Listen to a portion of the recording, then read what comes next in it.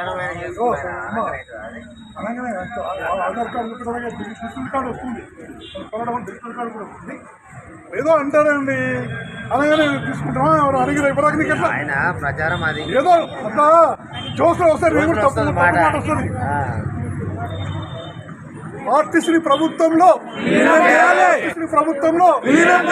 గట్టిగా డిఎం గారు ఇప్పుడు ఆర్టీసీ ప్రభుత్వంలో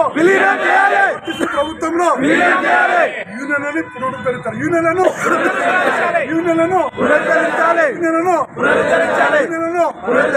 2021-2025 పే స్కేల్ ఇవ్వాలి.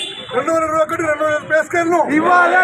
2021-2025 పే స్కేల్స్ ను రిటైర్మెంట్ అయిన వారికి అన్ని బకాయిలు చెల్లించాలి. రిటైర్మెంట్ అయిన వారికి అన్ని బకాయిలు చెల్లించాలి. రిటైర్మెంట్ అయిన వారికి అన్ని బకాయిలు చెల్లించాలి. ఉద్యోగ భద్రత కల్పించాలి. చనిపోయిన ఉద్యోగుల పిల్లలకు మెడికల్ రెగ్యులర్ ప్రాతిపదికన ఉద్యోగాలు, చనిపోయిన ఉద్యోగుల పిల్లలకు మెడికల్ అడ్మిట్ అయిన ఉద్యోగుల పిల్లలకు రెగ్యులర్ ప్రాతిపదికన ఇవ్వాలి.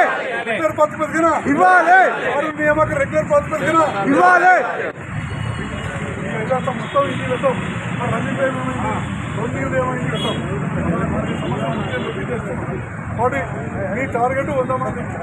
నిజంగా మీకు చిత్తశుద్ధి ఉండి, కష్టం ఉండి, సమస్య పరిష్కారంగా ఉండి, రోజు మీరు అనుభవిస్తున్న కష్టాలు పోవాలంటే అసలు మీరు కష్టాలు ఇబ్బందులు తెలుస్తుంది. ఇబ్బందులు లేని వాళ్ళు రారు. ఇబ్బందులు కష్టాలు వారు ఖచ్చితంగా నిలబడికి వస్తుంది. ఓకేనా? Okay sir.